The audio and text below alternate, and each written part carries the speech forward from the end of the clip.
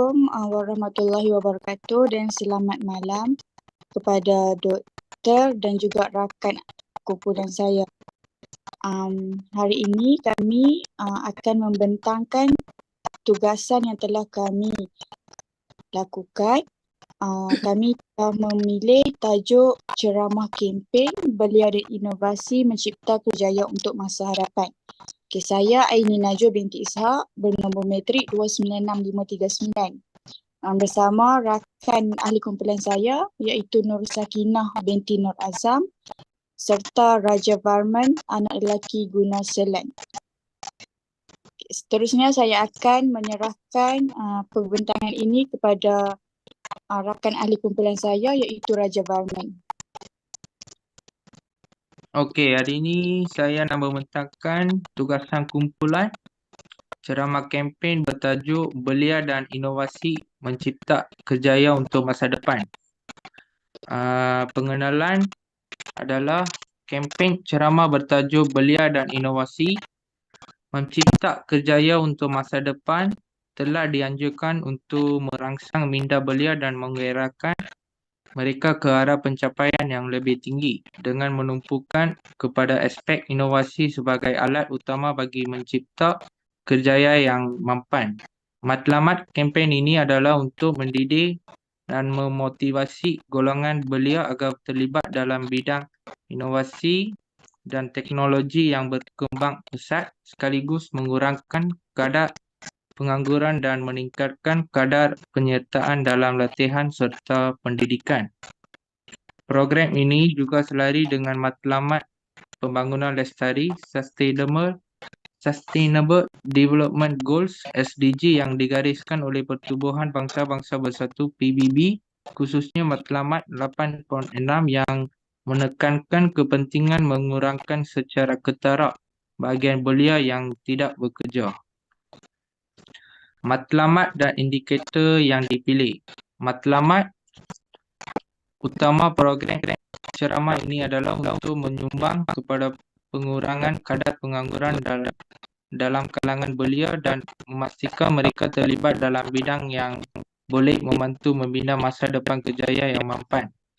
Matlamat ini sangat relevan dalam konteks global kerana banyak negara termasuk Malaysia sedang menghadapi cabaran dan mengatasi kadar pengangguran belia yang tinggi. Hal ini bertujuan untuk membina kesedaran dalam kalangan belia mengenai kepentingan inovasi dalam mencipta kerjaya dan masa depan yang berjaya. Indikator yang dipilih. Yang pertama, mengukur kejayaan ceramah kempen ini adalah bahagian belia berumur 15 hingga 30 tahun yang tidak dalam pendidikan pekerjaan atau latihan NIP. Ia merupakan satu penunjuk yang jelas dan penting dalam menilai tahap penglibatan belia dalam ekosistem ekonomi dan sosial negara. Hal ini bertujuan untuk menyediakan belia dengan alat dan sumber yang diperlukan untuk berjaya dalam pasaran pekerjaan moden. Kempen ini juga menekankan peranan penting sektor latihan vokasional dan teknikal dalam menyediakan belia dengan kemahiran praktikal yang diperlukan dalam industri. Latar belakang penyelidikan. Ada problem, saya membaca ya. Data terkini Jabatan Perangkan Malaysia menunjukkan kadar NIP dalam kalangan golongan muda berumur 15 hingga 30 tahun pada tahun 2023 adalah sekitar 11.3% iaitu peningkatan berbanding 9.2% pada tahun 2013. Menurut laporan tahunan Kementerian Pendidikan Malaysia KPM, ketiada golongan muda dalam aktiviti produktif bukan sahaja merugikan individu, malah memberi kesan negatif kepada pertumbuhan ekonomi negara. Terdapat pelbagai faktor yang menyumbang kepada masalah ini di kalangan golongan muda yang boleh dikelompokkan kepada beberapa kategori utama. Salah satu isu utama yang menyumbang kepada NIP ialah kekurangan peluang pendidikan terutamanya di kawasan luar bandar. Seterusnya saya bagi kepada saudara Kina. Assalamualaikum, saya nama saya Kina binti Nur Azam, nombor matrik 296589, akan melanjutkan perbincangan ini tentang tindakan pelajar sebelum, semasa dan selepas program. Sebelum program, kami start dari carangan awal idea sampai pelaksanaan program. Iaitu carangan awal idea, kami identifikasikan keperluan, bermula dengan mengenal pasti keperluan atau isu yang ingin ditangani melalui ceramah ni lah, masalah yang dihadapi oleh penonton dan sebagainya lah. Next, kita akan ke sumbang saran. Sumbang saran kami ni, kami nak bincang tentang adakah sesi pembincangan bersama ahli kumpulan untuk mengemukakan pelbagai idea topik yang boleh membawa kebaikan boleh dijadikan ceramah. Next, pemilihan tajuk atau idea yang terbaik.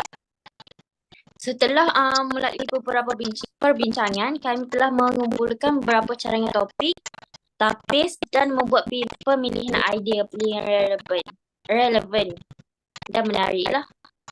Dan seterusnya kami akan mengadakan kajian dan penyelidikan. Setelah topik ceramah dipilih, kami melakukan kajian lanjut mengenai topik itu untuk memahami konteks, impak, isu yang berkaitan lah. Next, kami juga membuat penilaian kesesuaian dengan penonton. Sama ada ceramah yang kami nak buat ni sesuai tak dengan penonton. Okey, yang seterusnya kami membuat pemilihan idea dan penceramah.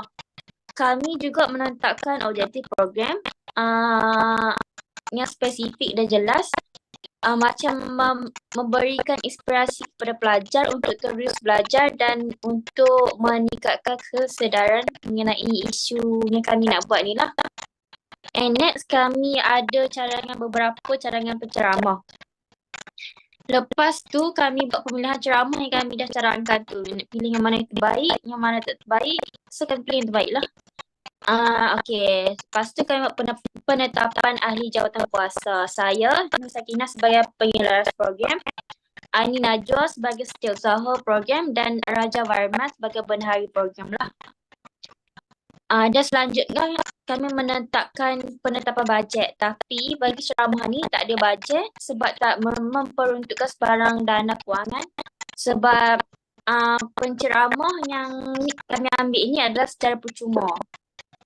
Seterusnya kami merancang program lah, kami tetapkan lokasi, jadual, kami pilih tarikh.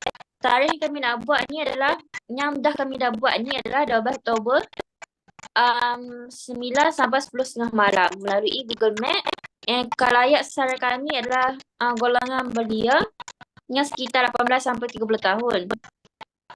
Lepas tu kami sediakan agenda, rancang jadual penuh ceramah termasuk pengenalan, isu utama, sesi soal jawab dan sebagainya lah.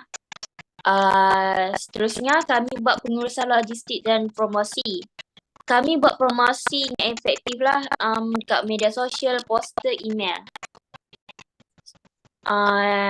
Seterusnya untuk pendaftaran pelajar pula, peserta pula, kami sediakan borang pendaftaran dalam talian sebab nak memudahkan pelajar mendaftar. Okey, and koordinasi penceramah, kami membuat pengesahan penceramah untuk kali terakhir lah, tentang tarikh, masa, topik dan sebagainya. Kami juga berkomunikasi dengan penceramah tu untuk mendapatkan keputusan muktamad. Seterusnya kita akan pergi tindakan pelajar semasa program. Selepas siap-siap dah yang kami set up apa semua ni, sebelum ceramah bermula kami dah melaksanakan beberapa persiapan. Macam mikrofon, kamera, okey ke tak. Ni penting lah untuk pastikan kualiti audio, visual baik dengan ceramah dia bagi tu. Lepas tu kami juga sediakan link and pemberitahuan. Kami dah hantar pautan Google Meet dekat semua peserta melalui email dan semua platform media sosial lah. Dan kami buat penyambutan peserta. Pada hari program tu kami dah sediakan sesi penyambutan secara dalam talian. Pendaftaran semua kami buat secara dalam talian. Kami pastikan bahawa senarai kehadiran dicatat untuk tujuan rekod dan maklum balas. Okey, semasa sesi menunggu, sebelum ceramah bermula, kami tempatkan peserta dalam sesi menunggu iaitu waiting room. Ahli jawatan kuasa bertugas menyambut peserta yang memasuki sesi dan memberikan maklumat ringkas mengenai program. Okey.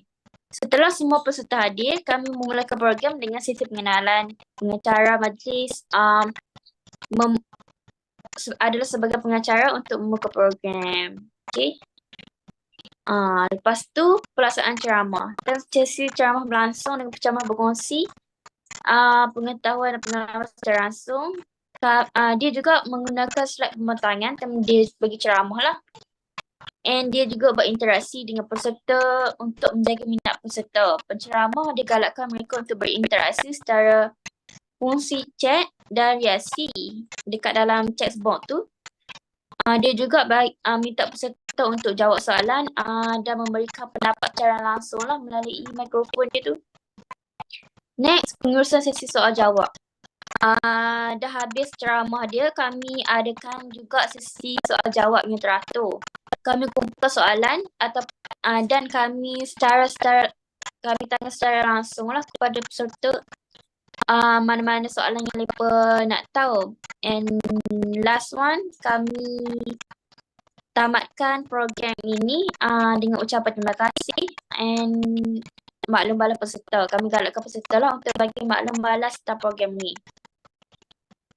Okey, dan seterusnya tindakan pelajar selepas program. Kami kumpulkan maklum balas melalui Google Form. Kami sediakan borang maklum balas dalam talian lah. Google Form ni yang dapat diakses oleh semua penonton yang hadir dalam ceramah tu. Dalam Google Form tu kami minta pelajar peserta untuk bagi penilaian melalui beberapa aspek lah. Okay, and next kami ke analisis maklum balas. Setelah tempoh pengisian borang maklum balas ditutup, kami telah mengumpulkan data dari Google Form tu. Kami gunakan fitur analisis yang tersedia di Google Form untuk melihat ringkasan hasil penilaian. And setelah tu kami akan buat mesyuarat penilaian. Sama-sama 3 orang kami ni untuk membincangkan hasil analisis maklum balas yang diperoleh. Okay. And then kami akan sampaikan ucapan terima kasih kami ke penceramah. Kami sediakan jugalah sedikit sagu hati ke penceramah. Kami telah menghantar pautan untuk memuat turun bahan sokongan seperti slide pembentangan kepada semua peserta. Benda ni at least akan bagi pengetahuan yang lebih lagi lah kepada peserta. Setelah semua maklum balas dianalisis, kami telah menyusun laporan ringkas mengenai program ceramah tersebut. Okay. And then kami ada juga buat sedikit perancangan untuk program selanjutnya untuk menambah baik program yang kami dah buat sendiri.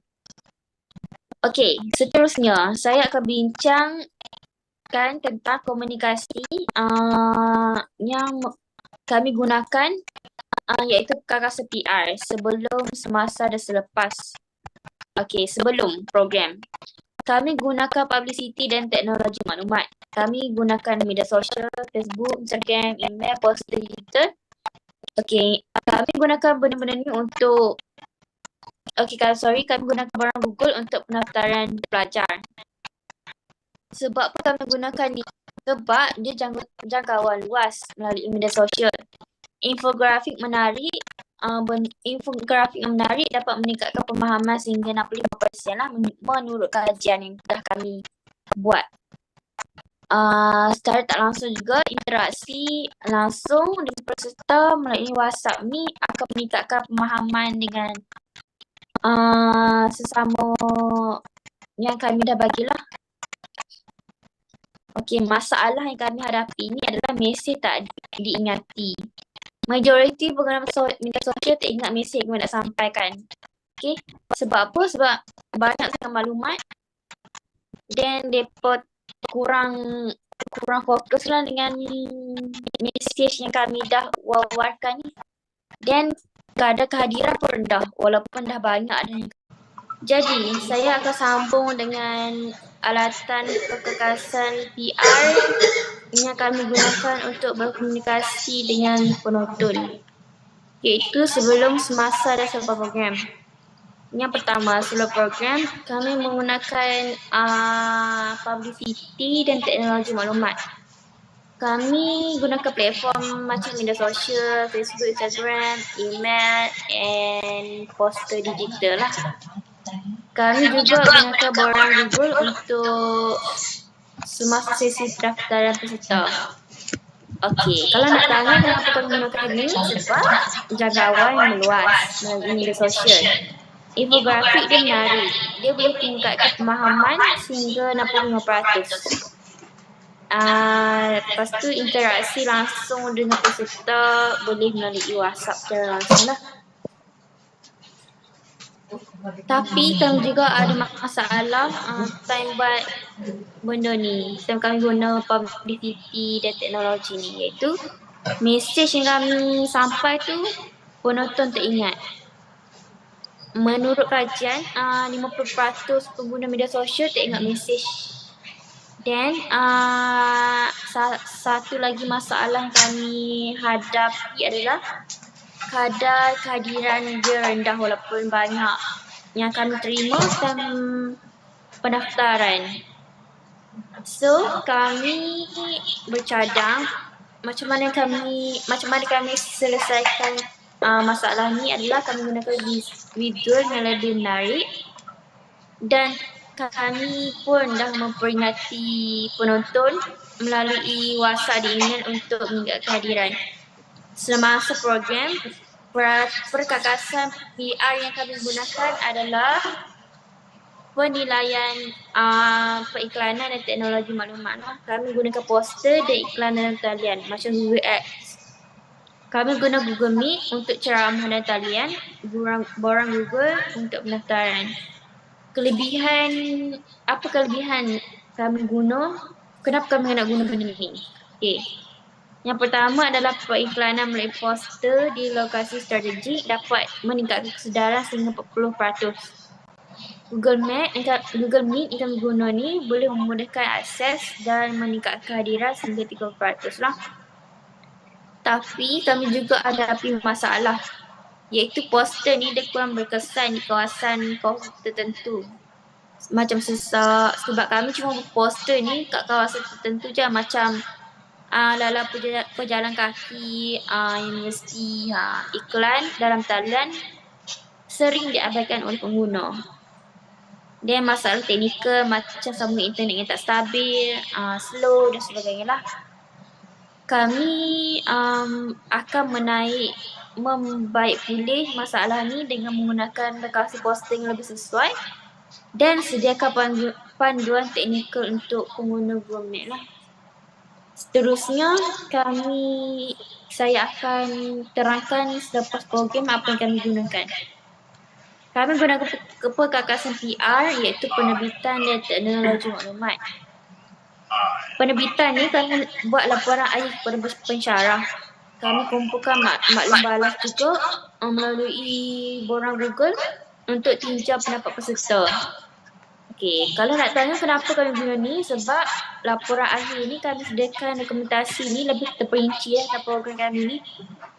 Lepas tu borang Google macam semua tahu akan memudahkan pengumpulan maklum balas tanpa nama and dapat meningkatkan kadar respon sampai 60% lah.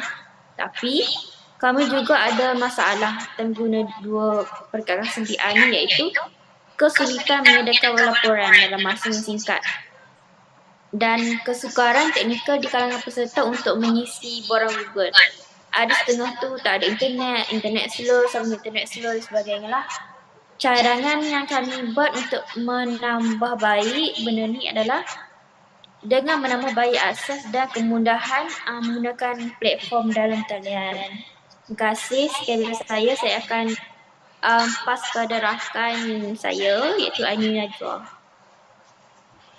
Okay, Assalamualaikum. Saya Aini Najwa binti Ishak, nombor matrik 296-539. Saya akan menyambung pembentangan kumpulan saya di bahagian penilaian responden terhadap program. Penilaian responden ni kami melakukan selepas program diadakan. Penilaian juga kami menggunakan platform Google Form lah untuk mengutip data bagi pandangan peserta yang telah mengikuti program yang telah kami lakukan. Okey. Pecahan untuk data responden dari segi umur peserta yang mengikuti program ceramah dan juga telah melakukan survey iaitu mempunyai 3 kategori, umur 18 tahun hingga 20 tahun, 21 hingga 25 tahun dan 26 hingga 30 tahun. Bagi golongan atau kelompok peserta atau responden yang berusia 18 hingga 20 tahun, mereka keseluruhannya adalah 8.7%. Ini menandakan bahawa golongan ini masih di peringkat awal perjalanan pendidikan dan kerjaya mereka.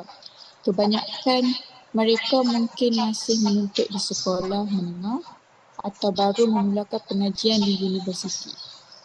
Oleh itu, penyertaan mereka dalam program ini agak rendah. Mungkin masih belum mempunyai kesedaran yang pentinglah untuk mereka sendiri. Seterusnya, kelompok 21 hingga 25 tahun sebanyak 60.9%. Kumpulan ini adalah paling ramailah responden yang datang mengikuti program kami dan menjawab soal selidik yang telah kami lakukan di platform Google Form. Kumpulan ini terdiri daripada pelajar yang kebanyakannya menuntut di institut pengajian tinggi atau mereka yang baru menamatkan pengajian. Kehadiran mereka yang dominan dalam ceramah ini mencerminkan minat mereka yang sangat tinggi untuk mengetahui lebih lanjut tentang peluang kerjaya untuk mereka pada masa hadapan. Golongan ini berada pada tahap yang sangat penting untuk kehidupan mereka sendiri dan dengan mengikuti program dan ceramah yang telah kami lakukan ini, ia telah membuat satu laluan kepada mereka untuk memilih kerjaya mereka yang kena mengenal dengan mereka punya bidang. Seterusnya, hasil survey ataupun kelompok umur yang telah mengikuti program kami pada usia 26 hingga 30 tahun adalah sebanyak 30.4%. Individu dalam kumpulan umur ini kebanyakannya telah memasuki dunia pekerjaan dan mungkin sedang berusaha untuk menambah baikkan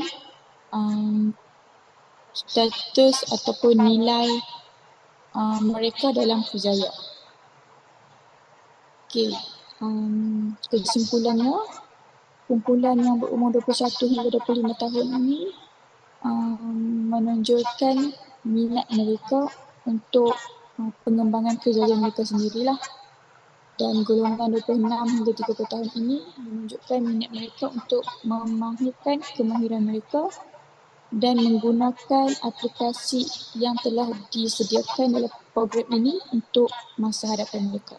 Bagi kumpulan 26 hingga 18 hingga 20 pula, mereka mengisyaratkan bahawa kita perlu terus meningkatkan usaha untuk melibatkan generasi yang lebih muda dalam program seperti ini. Seterusnya, untuk data jantina yang telah kami lakukan survey di mana kami mendapati sebanyak 69.6% daripada peserta adalah perempuan. Manakala 30.4% pula adalah dari lelaki. Ini menunjukkan bahawa survey ini telah dan peserta yang mengikuti program kami ini didominasi oleh peserta perempuan. Penglibatan peserta perempuan yang sangat tinggi mencerminkan minat dan komitmen mereka terhadap program inilah.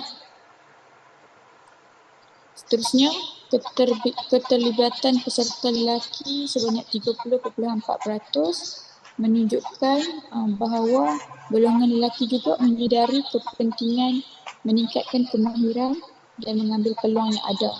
Namun, peserta perempuan lebih mendominasikan kita punya program. Seterusnya, saya akan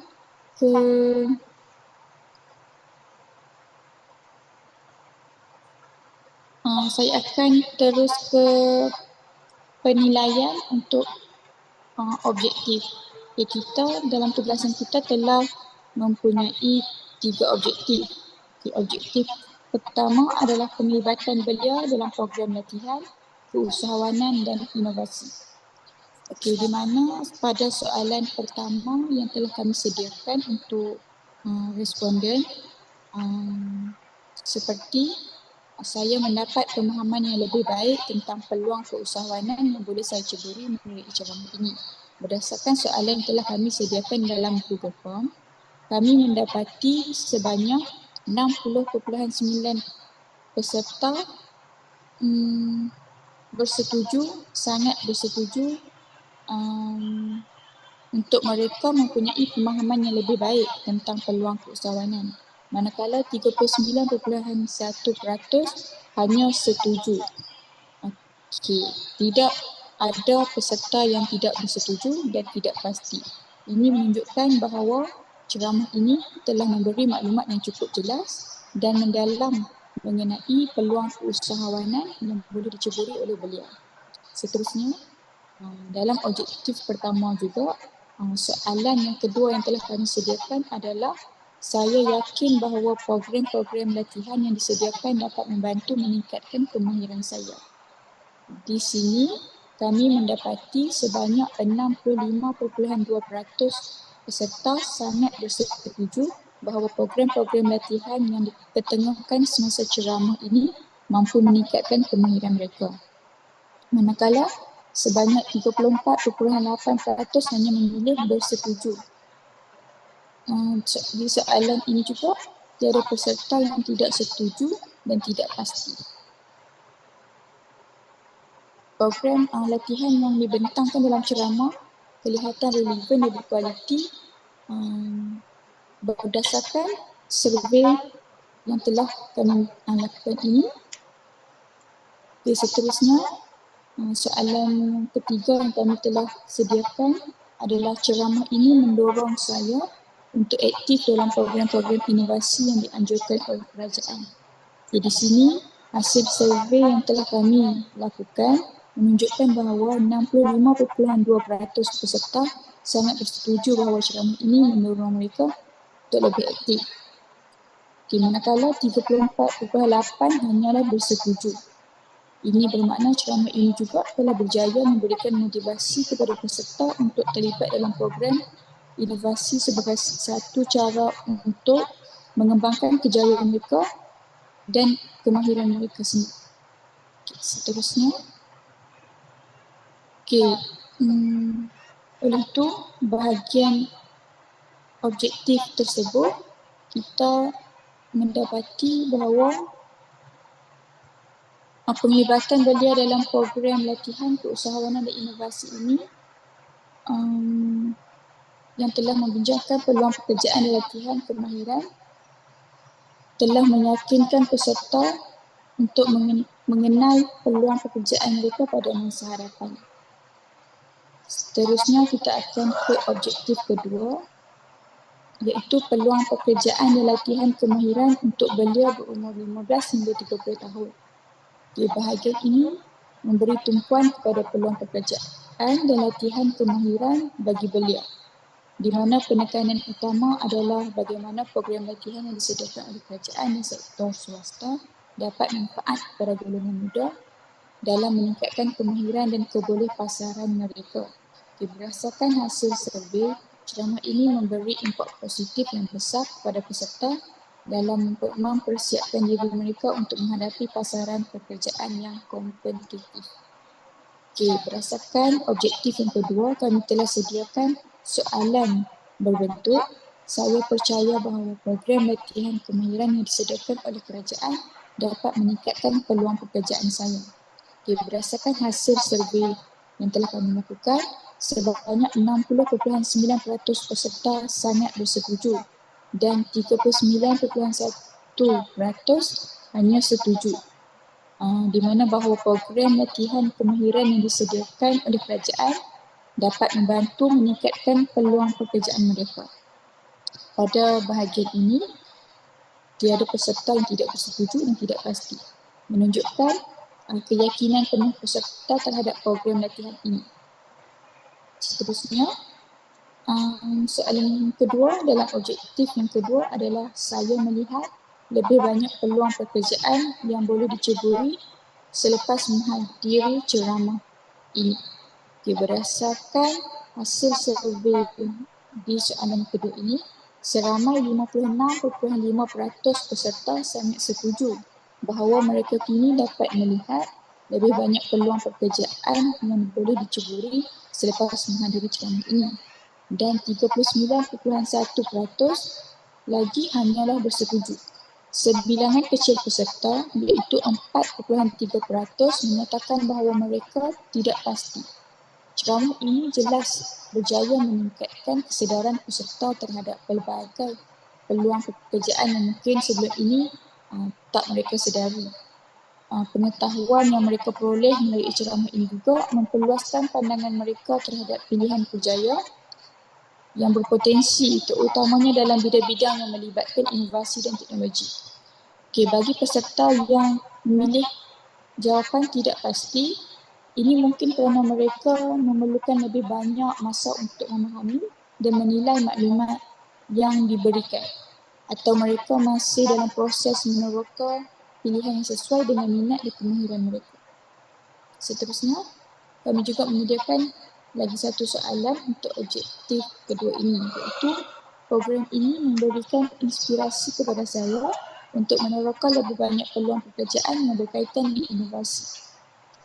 Berdasarkan hasil survei ini, menunjukkan bahawa 47.8% peserta sangat bersetuju bahawa program ini memberikan inspirasi kepada mereka untuk meneroka lebih banyak peluang pekerjaan berkaitan inovasi. Manakala 52.2% peserta hanya bersetuju. Tiada peserta yang tidak bersetuju dan tidak pasti dengan soalan yang kami telah berikan.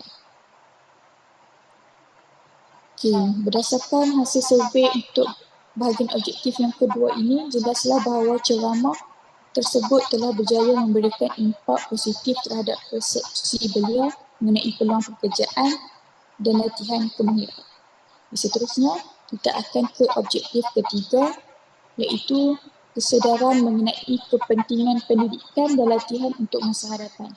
Soalan pertama dalam objektif ketiga ini adalah ceramah ini memberi saya pemahaman yang lebih mendalam tentang pentingnya pendidikan untuk masa depan kerjaya saya.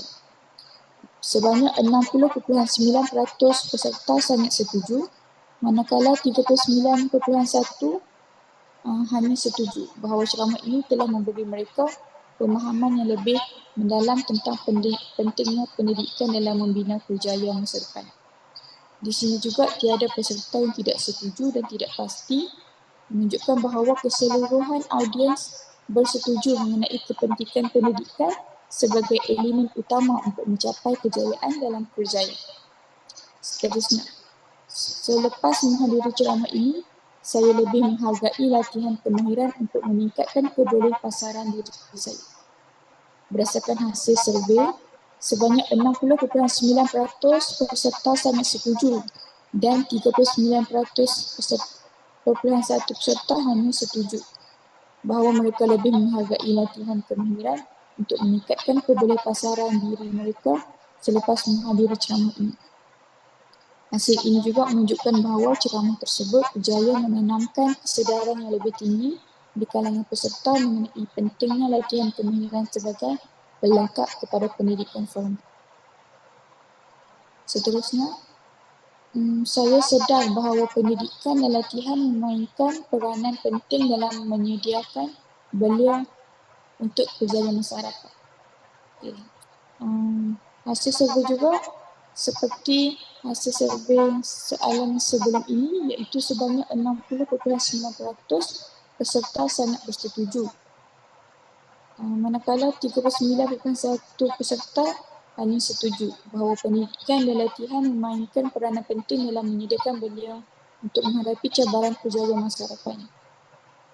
Okey, dalam survei ini juga tidak ada peserta yang memilih tidak bersetuju dengan pernyataan yang telah kami jalankan serta tidak pasti. Ini mencerminkan bahawa peserta memahami keperluan untuk memperkasa diri dengan kedua-dua aspek ini dalam usaha mereka untuk berdaya saing dalam dunia pekerjaan yang semakin mencabar dan teknologi yang pesat. Okay, dari hasil survei bahagian ini dapat disimpulkan bahawa ceramah ini telah memberi impak yang positif terhadap kesedaran peserta mengenai kepentingan pendidikan dan latihan dalam membina kerjaya yang berjaya. Okay, responden atau peserta menunjukkan kesedaran yang sangat tinggi tentang nilai pendidikan yang berterusan, latihan kemahiran dan inovasi sebagai kunci kepada kerjaya masa hadapan mereka. Dengan memahami bahawa pendidikan dan latihan adalah alat yang penting untuk mencapai kejayaan, peserta dapat lebih yakin dalam mengambil langkah yang diperlukan untuk mencapai matlamat kerja mereka.